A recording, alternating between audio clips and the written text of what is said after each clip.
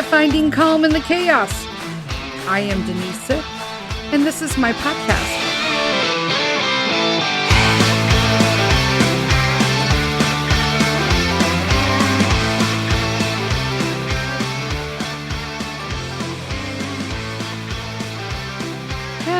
Hello, everyone. Welcome. Happy Wednesday, friends.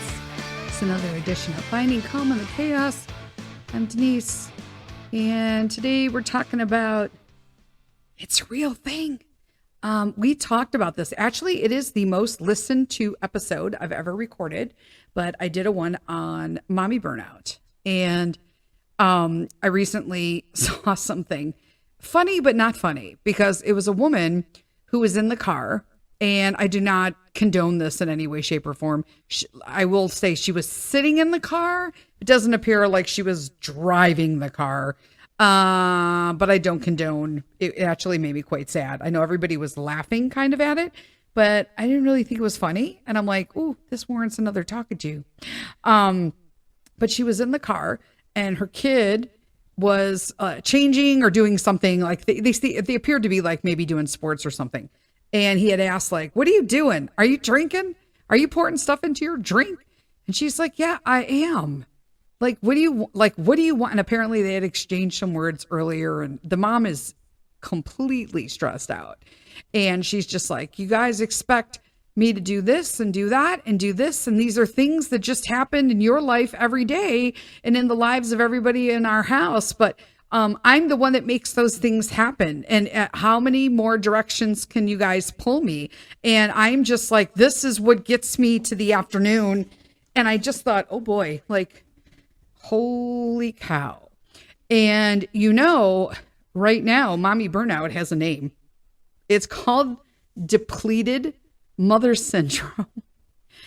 Funny, not funny, guys. Like, friends, this is not okay.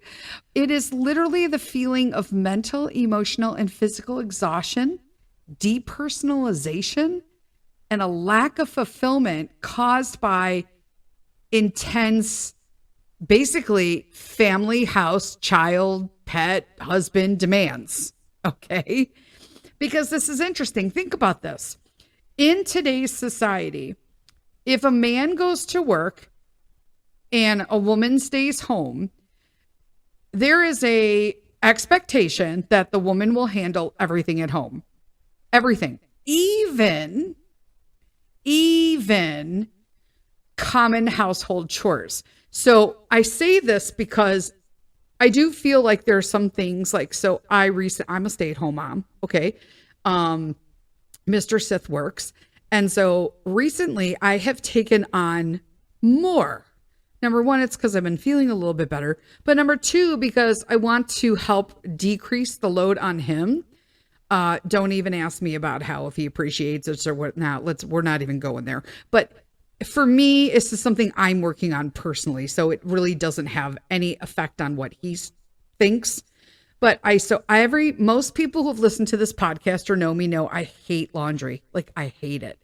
And I have been doing all the laundry. Because in all honesty, if Mr. Sith does laundry, he does like 2 loads in one day, because I don't know why his loads take 8 hours to run and mine take 50 minutes. I'm not sure. But if I do the laundry, I can get all 3 of our laundries done. So me, Mr. Sith, and Peter. And then I can also do like a towels, rugs, something, sheets, something else in there. Okay.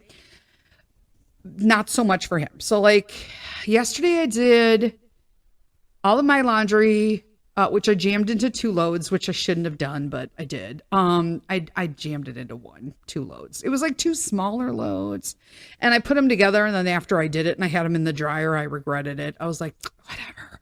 So next time I won't do that. Peter was 1 load this time. Mr. Sith is always 2 loads. And then I did all of my bedding. I did Mr. Sith's bedding, and I did towels. So, and I did that all. I think we finished in the evening. It didn't matter. Like, I finished in the evening. And then sometimes I have trouble bringing it. I mean, peeps, I have lupus. Okay. I'm going up and down 3 flights of stairs like multiple times a day to do laundry. I'm certainly not dragging everybody's crap up too. So sometimes we have a rack downstairs, so I will just hang everything up so that he can just bring it up and everything's folded and in their things and they can just take them up and put them in the closet and drawers. I think that's pretty easy, right? But for some reason, like things like, sorry, can you tell I hate laundry? I like went on a tirade already. There you go. Do you expect anything less of me at this point? Then they're common chores. So I feel like that is a kind of a personal, right? I got time to do that. But in this house, everybody uses dishes. There's a dishwasher. We don't even have to, like, we didn't have that as when I was a kid. The dishwasher was like me or like one of my siblings, period. I feel like somehow the dishwasher has become my job. And I don't understand because like everybody eats.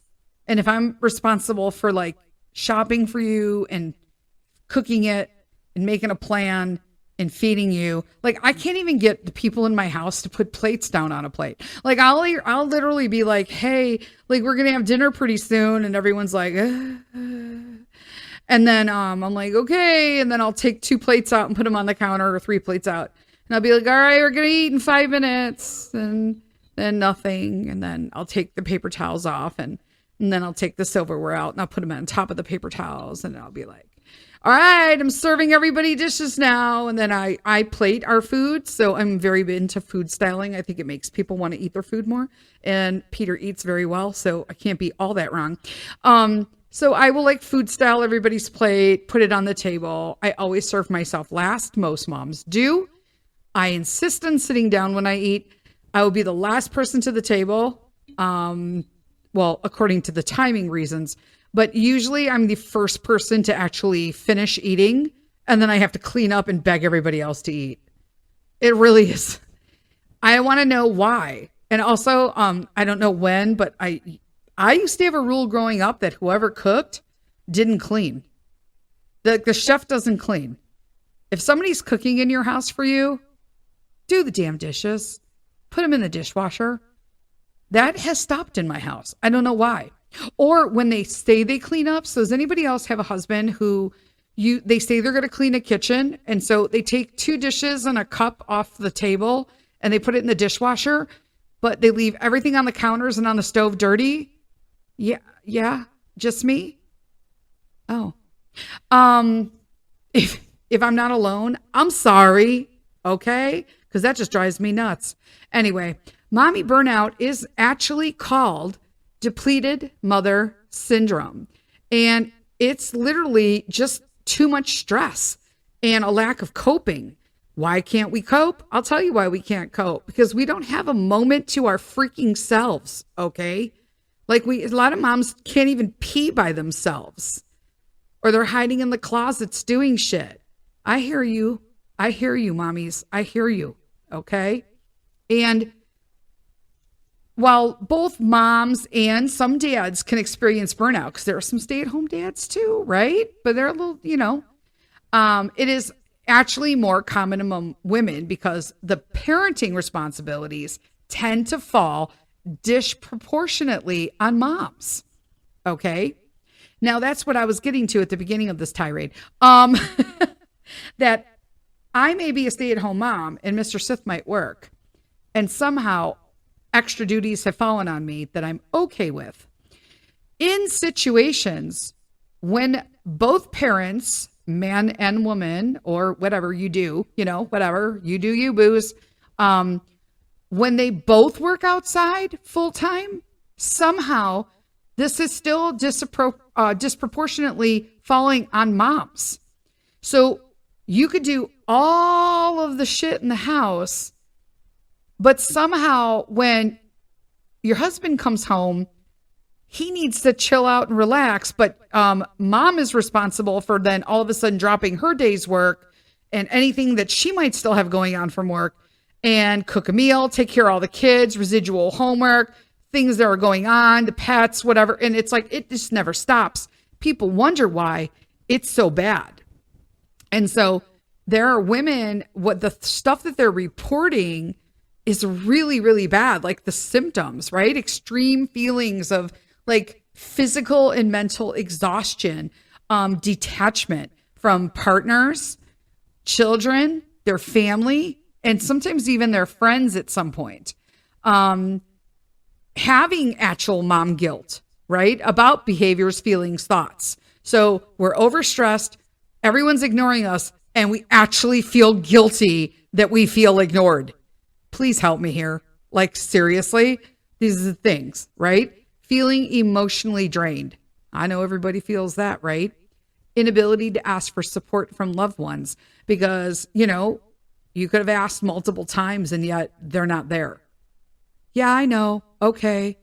But then they never come back, right? It's just easy to not ask because then you don't have to do. You know what I'm saying? Extreme feelings of inadequacy in parenting or in other areas of your life. Short temper. Yeah, right? Questioning life decisions. Some people may go as far as to regretting having kids. I mean, that's rough, man. That's brutal. Or getting neglectful or physical, violent towards their family, right? Having a rage episode. I wouldn't know anything about that. Yeah, seriously. But here's the situation. This situation is like that video, that little cute little reel TikToks, right? It's all funny when you're passing it on and everyone's like, yeah, girl, you talk, you drink your little whatever in the morning. Number one, there are some issues with that. Number two, you're teaching, well, number one, I should say, I don't know, I went straight to two, but whatever. Number one, you're literally setting an example for your kids that dealing with any kind of emotional or stress or whatnot in life, drinking is going to help that. Number two, you're also like not managing stress properly. You're going to lead yourself into some serious substance abuse issues. And number three, it really is going to break down from you being able to pursue a healthy path and being able to sort this out or talk with it and discuss it with your husband, your kids, your therapist, your family, your psychologist, whoever you need, right? But it is increasingly common for women to turn to drugs and alcohol now in an effort to deal with this chronic stress of mom life. And, if you have a history of substance abuse or substance use disorder, like me, okay, you're at a higher risk of relapse because when you're dealing with like mental health issues, including burnout, because you may have other stuff going on. You're stressed out at home. You're trying to you're waiting for your kid to get into that special school. You are waiting to see if you got into any of the summer camps, but they're all booked because you didn't make it on time. Or you didn't hit the wait list, didn't go through. You know what I'm saying? It's like all this stuff. You still got stuff going on at work that you haven't finished, that they're heading up on you. But somehow all of this, you still have to think about that when you're making macaroni and cheese for your kids. That's distressing. Okay. But mom burnout increases the risk of drinking if you've never dealt with addiction issues before. So when you have addiction issues like myself, you see it coming. So like for me, I'll always be like, Jesus, like this is why I drank. Well, if I had a drink right now, like I joke, but I won't, you know what I'm saying? But for people who have not had addiction issues, it starts with that little glass of wine at the end of the day, so you can just relax. But that can literally escalate into like serious drinking before you even know it, right? And then you got a substance use disorder. So now you got two disorders, right? I mean, think about it. So you went from depleted mother syndrome. Now you have substance abuse disorder. And in all honesty, if you're using any kind of drugs or alcohol to cope with stresses of just everyday life, you will easily lose the ability to control how much and when you are using. It's just, you'll just go, it'll be, hell in a handbasket. And that leads to unsafe behavior that could endanger you and your kids. Because after the fact, after I watched that video, I thought, is she driving anybody home after this? Like, I'm just, I'm like, that can't be good. There's a girl that was on TikTok who's currently being canceled. I'm not going to mention her name, but she's a big fake it till you make it MLMers. And one of them, and she is talking about, She's always in her car with her kids. None of them have seatbelts on. She's always recording while she's driving and always sucking down some drink or pouring or making the drink while she's driving. It is seriously an issue. But she's getting canceled for other reasons that I can't even talk about because it's annoying. And that's like huge, like you're endangering your child. Like, stop. Like that's the stuff that can happen. How do you manage burnout? So here's me, like, how could that woman manage something without turning to drugs and alcohol? Which I don't know that she turned to drugs, but she turned to alcohol for sure. She was making something. But the American Psychological Association, according to them, there are as many as 5 million parents in the U.S. who experience burnout yearly. That's messed up, man. And how do you get over it? Because I've had this numerous times and I'm like, how do I get over it? Well, let me tell you, there are some ways to do it, but I feel like if there's this vicious circle with mommy burnout, because we're going to talk about some of the things you can do to improve like physical and mental well-being without turning to drugs or alcohol. So this is like serious, right? But at the same time, we also need to talk about how to break the cycle, because you can't just keep trying to placate yourself because no one else will help you or hear your cries for help. So we're going to take a quick break for an endorsement, and then we'll be right back to talk about some things that we can do that are healthier.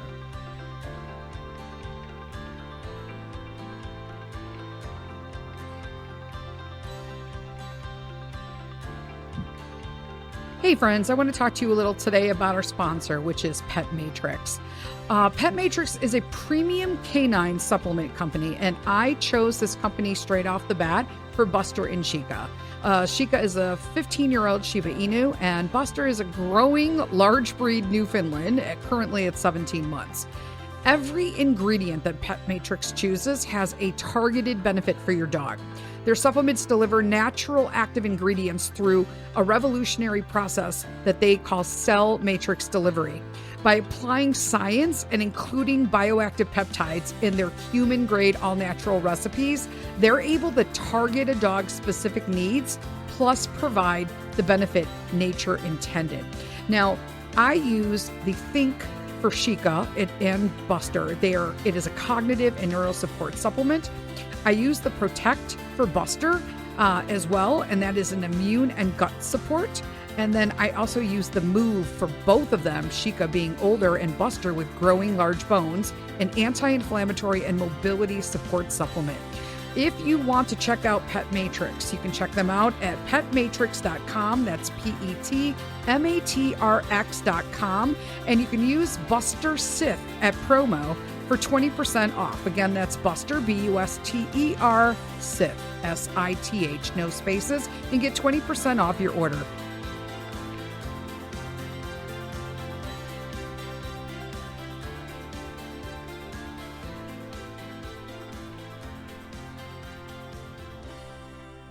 Hello.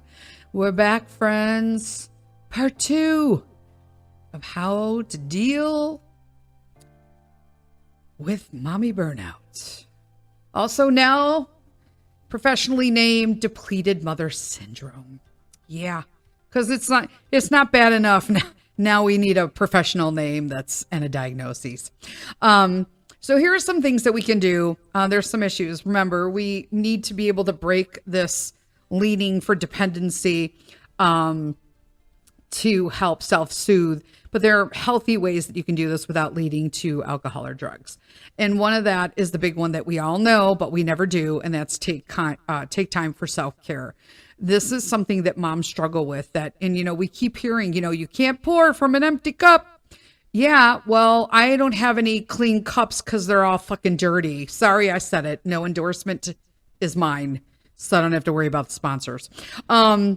You know what I'm saying? Like, I hate when people say that. You can't pour from an empty cup, Denise. And I'm like, yeah, I don't even have a clean cup. So shut up. Like, I'm like, what?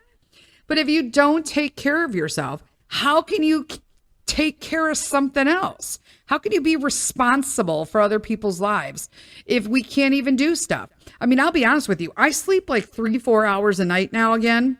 I don't know why. This is like a new thing. So I either sleep, and then when I do sleep, I sleep too hard. And then I wake up feeling like I have had, like I'm on a bender, like I have like a huge headache. And it's hard to find time for yourself, especially if you're a stay-at-home mom or you're a single mom. I hear you, single parents, okay? But you need to find a babysitter. You need to find someone to get you a break when you need it. You just must, okay? Because that means self-care means taking care of not just like going out and getting your toes done, okay? It means mental, physical, emotional, emotional, and your social needs. Those all have to be taken care of. You need to keep doctor appointments, dental visits. So you laugh all you want. I literally have not gotten my teeth cleaned in like 4 years because I cannot stand a dentist. For me, it's like less is more. I have no cavities. I have all my teeth. I pride myself on that. But, you know, Mr. Sith's like, why am I paying for insurance if you're never going to go? And I'm like, true that. Let me go. And plus, I have an issue. So sometimes when I do go get my teeth cleaned, I don't like them because everyone pushes fluoride treatment and I don't really care what you say. I don't get along with fluoride because I have lupus. Okay? I don't like it.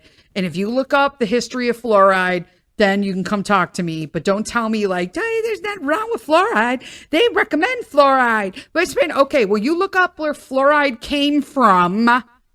And then we'll talk because it has nothing to do with your teeth. Okay? That said, I'm tired of fighting with someone about just, I don't need the polish with fluoride. I don't need any more poison. I have to like prep myself before a test or a cleaning, I should say, because it's bacteria.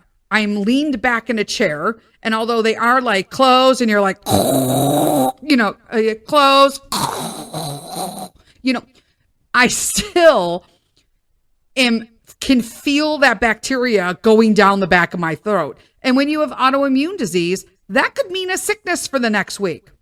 I was swollen the whole week after my cleaning. The whole week.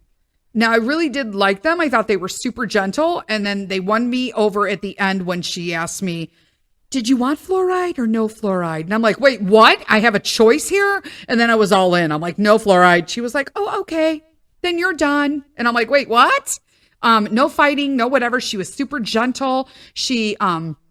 They took all the x-rays like in the freaking world because I hadn't been there, which is fine. They're covered. But it's the principle that like the doctor came out to actually tell me that she looked at my medical history, you know, cancer, autoimmune, lifetime dosages, chemo and radiation. And she's like, your teeth look amazing.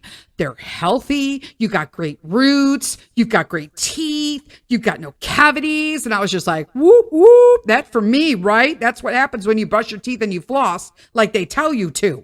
You know what I'm saying? And I don't even floss like exorbitantly. And I don't even brush exorbitantly. I brush once in the morning and once at night, unless there's like some shit stuck in my teeth. And then you could do a little and work on that. But no. Okay. So it is important to do, little tangent there again, dental visits, therapy. I see my therapist every 2 weeks, tele appointments. We do the little video screens. I love her. Summer's coming. I may be like, let's get in the car. Let's go. I'll hook Peter up with the tablet. He can go in the corner and he could be good to go. And I can have my time. I love it. And I only go to the doctor once a year, but you guys know how that goes. So yeah, but you need anything. Make time with your friends. Coffee dates, tea dates. It doesn't even matter. Exercise, walk dates.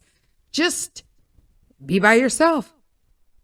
I mean, even if you have to like go through the drive-in and get yourself a cup of whatever you need and sit in the parking lot, put your favorite song on, your favorite Sirius XM channel. I don't really care.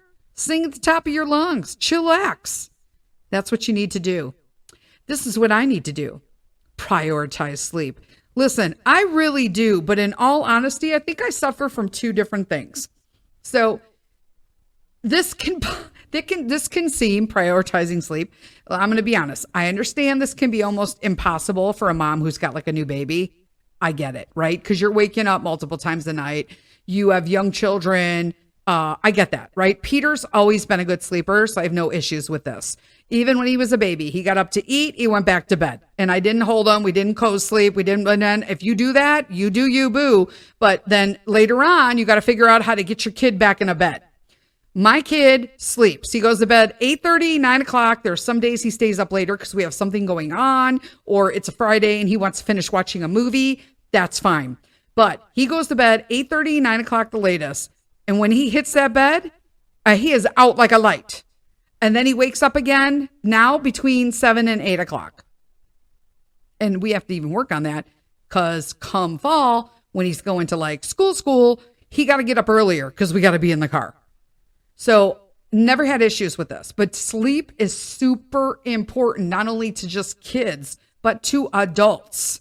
I mean, make it a point to go to bed early if you can. Share a nighttime duty with a partner. Like, hey, can you do this so that I can go to bed? I try that with Mr. Sith, but I'm gonna be honest with you. No. See, Mr. Sith has issues with leaving doors open. And I know I live in the suburbs, but hey, we live in weird times. And I feel that you just need to lock your damn doors.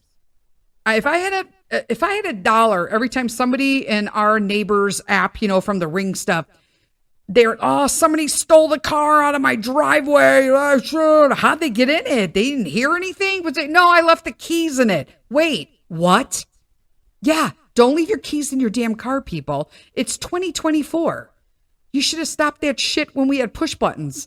You know what I'm saying? Stop that. No. And single moms, don't be afraid to ask friends for an overnight.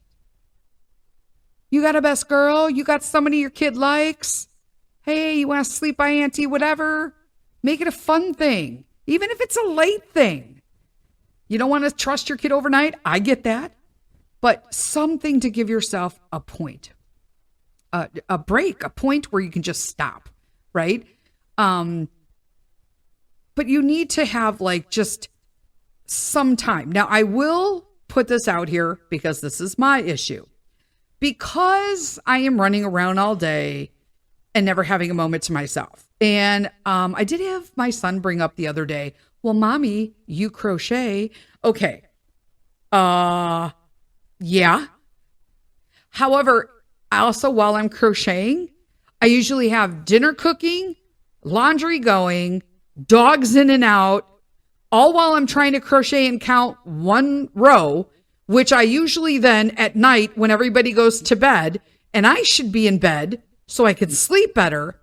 But I have decided, and this is where I understand where everybody's going at, when all your family's asleep and your kids are done and your dog's finally laid the fuck down, this is what happens. You don't want to go to sleep because you can finally do something alone. Do you know what I'm saying? That's when I go back to my crochet that I did all day, my 4 rows, and I have to frog them all, which in crochet world means pull them out because they were counted wrong because I was interrupted so much. So did I really crochet during the day? Nope, I didn't. I did not. I recrocheted later that night. I rewatched the movie that you talked over because it wasn't something that you wanted to watch. You know what I'm saying? I know you know. That's why I don't sleep. Here's another one. Limit social media. Folks, I am going on a social media fast once a month for a week. I almost said once a month, like a week and a month altogether. A month. Or is it a meek? Just saying. Because scrolling Instagram, Facebook, what does that lead to? We just talked about it. It leads to comparison, feelings of inadequacy. For kids, you bet your bottom dollar it does the same for moms, because you have all these super moms on social media who are literally only showing you like a corner of their house is like the corner that's perfectly clean and perfect. You cannot compare yourself to anybody on social media. Stop doing that if you are, because it is fake. They are only posting set up, perfect, ideal situations and moments that are impossible standards to try to compare yourself to. It is a place that you can, take a break. But if you feel like it's contributing to your stress, you got to let it go. Let it go. Talking to others. Find a friend who can relate. Listen to this podcast. It can be very therapeutic. Okay. Spend time with other moms or women who've asked themselves if it's normal to be tired of being a mom. You'd be surprised how many other moms feel the same way, right? Wondered whether you're a good mom. It literally will it'll feel like a shower. That you'd be shower all that guilt right off of you. Just talking to another woman. Coffee time cannot be underestimated enough. Okay. And the other one is just kind of learn, especially if you have kids. Like mine is older, so I feel like it doesn't really apply to some things. You kind of have to like tweak it, but especially for like newborn babies, you have to learn new parenting skills, especially if it's like your new baby, your second baby, your third baby, your fourth baby. I don't know. I don't want to go more than that because Lord help you, sister.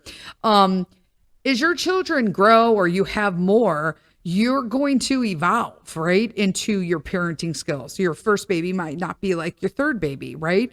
But you will experience new life changes, new life stages. I'm sorry, not change. Well, it is changing. You're changing into a new stage.